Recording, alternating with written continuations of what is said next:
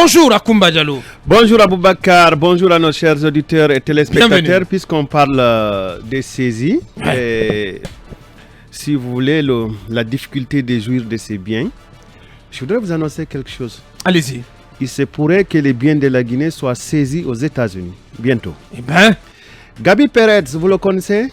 Oh, celui qui a armé le régime d'Alpha Condé vient de saisir la justice américaine pour que la condamnation de la Guinée à lui payer 45 millions d'euros soit homologuée sur le sol américain.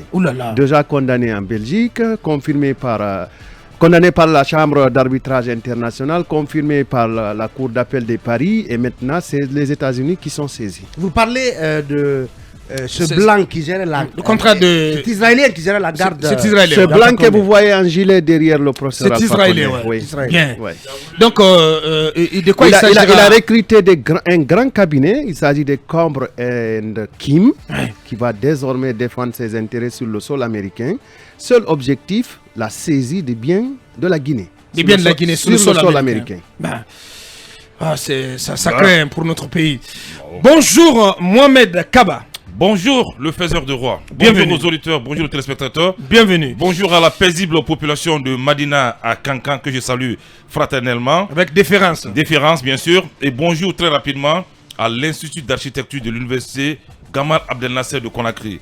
Les femmes balayeuses de cet institut restent désormais sans salaire depuis 8 mois. Les femmes qui sont payées à 400 000 francs guinéens. Où est-ce que tu vas sortir ça encore? Des femmes qui sont payées, des femmes balayeuses qui sont payées à l'officier de roi à 400 000 francs guinéens restent 8 mois sans salaire. Très bien. Mais est-ce qu'ils ont le cœur là-bas à l'Institut de l'architecture de l'université Gamal Abdel Nasser? Je crois qu'il faut solutionner cette situation très rapidement. Bien. 2 d'entre elles d'ailleurs se sont fait agresser hier à 5h du matin. Vous avez... ça ne fait même pas le SMIC, 400 000 francs guinéens et vous restez 4 mois sans être payé. Donc on interpelle aujourd'hui Madame la ministre de l'enseignement supérieur. Rien ne bouge au sein de l'Institut d'architecture Gamal parce que les femmes qui sont censées nettoyer cet institut sont sans salaire depuis pratiquement 8 mois désormais. C'est une situation. On espère que le message va tomber dans les oreilles d'Ablaï, qui est le conseil chargé des missions. Oui, Ablaï, si les pouvoirs et les prérogatives d'agir. Non, sa tâche c'est de transmettre. Il n'a qu'à transmettre. Et qu'il le transmette très rapidement. Bien, on s'intéresse à Ouema Tédé où il y a eu des nominations hier. Oui, Ouema Tédé, il y a eu des nominations. Le très célèbre Yamouri Condé fait son comeback. Il a longtemps été le secrétaire général de ce 10 ministères. Il revient encore au... Donc comme un parfum de recyclage. Oui, comme un parfum de recyclage. Mais j'ai envie de dire, peut-être qu'il vient quelque part pour sauver la maison. C'est un homme du sérail. Mais tout ce qu'on reprochait, il faut le dire, à l'ancien régime est en train de refaire surface aujourd'hui. Raison pour laquelle le colonel a très vite compris. Ils ont essayé de modifier ou d'apporter des explications au concept recyclage. Aujourd'hui, ça ne tient plus la route. Il faut oser le dire que la transition est en train d'être... Ça glisse un tout petit peu. Parce que ça prouve à suffisance qu'il n'y a pas d'autres cadres sauf les anciens qu'on ramène. On n'est pas en train de jeter finalement, on se rend à l'évidence qu'on ne peut pas balayer tout le monde. On ne peut pas balayer tout le monde, c'est vrai. Mais il y a des personnes tapies dans l'homme auxquelles on peut... Personnellement, j'ai décidé d'abandonner ce combat parce que vous vous souvenez de cette émission on a dénoncé ces recyclages à grande eau dans toute l'administration. Après, on se rend compte que on n'y peut rien faire. On n'y peut rien faire. Il faut. C'est au colonel de décider. Oui, vous savez, ce ministère. Même si moi je continue de penser qu'on aurait pu éviter cela. Absolument. Vous savez, surtout ce ministère de l'administration du territoire, il y a une sorte de démantèlement, en tout cas au niveau des hauts cadres de ce département. Parce que nous apprenons que tous les directeurs nationaux pratiquement avaient atteint l'âge de la retraite et donc sont allés à la retraite, partant donc avec la mémoire de ce ministère.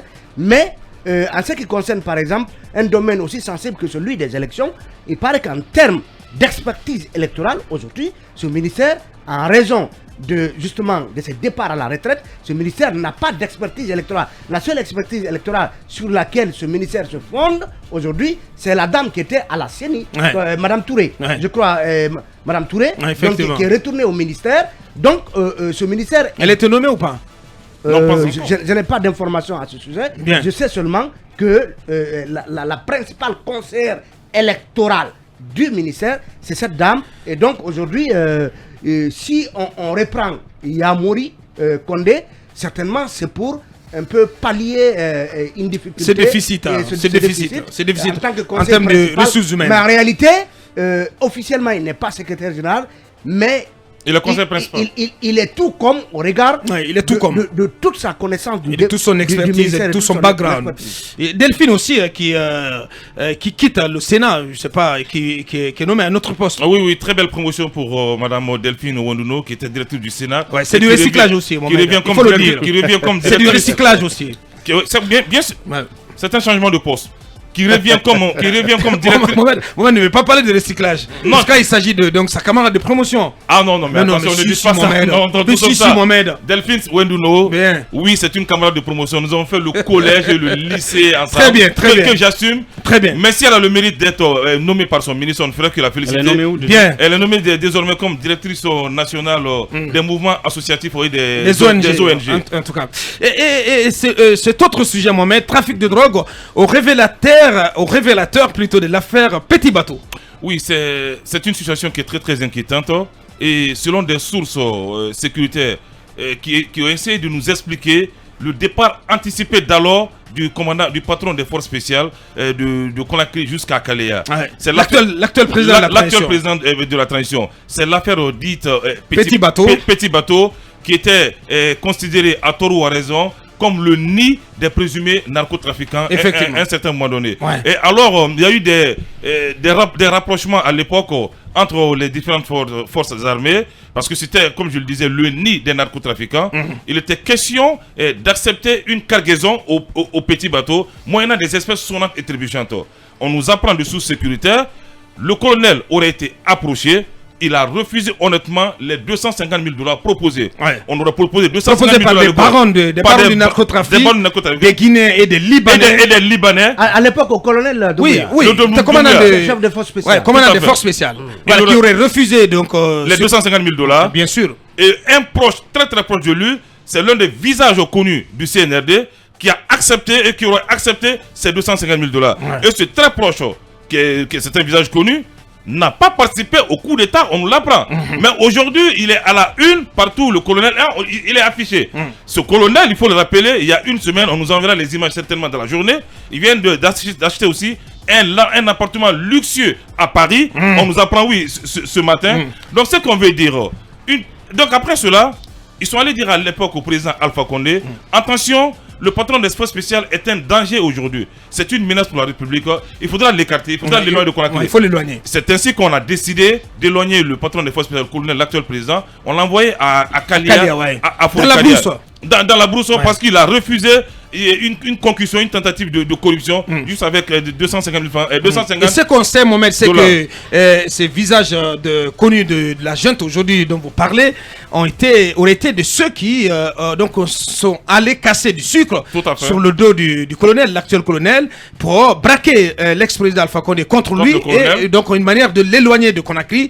Et aujourd'hui, ce sont les mêmes qui se tiennent autour du colonel. Autour du Attention, attention, parce que qui a trahi hier, trahira aujourd'hui, trahira demain. Donc il faut faire très Il faut qu'il attention. fasse surtout Et attention. le trafic de drogue donc est revenu semble revenir de plus belle sous son magistère. Il faut que le colonel soit plus vigilant, Talibé. C'est important. Et je vais C'est terminer que important. cet officier aujourd'hui, en 4 mois de règne, est le plus riche de tous les membres du CNRD. Bien. Ça, il faut le dire. Il est le plus riche, c'est connu de tous et c'est visible. Il le fait avec de Parce que l'arrogance. ce qui est connu de avec du tous, le mépris. colonel Mamadi Doumbouya, c'est pas un homme d'argent. C'est pas un homme d'argent.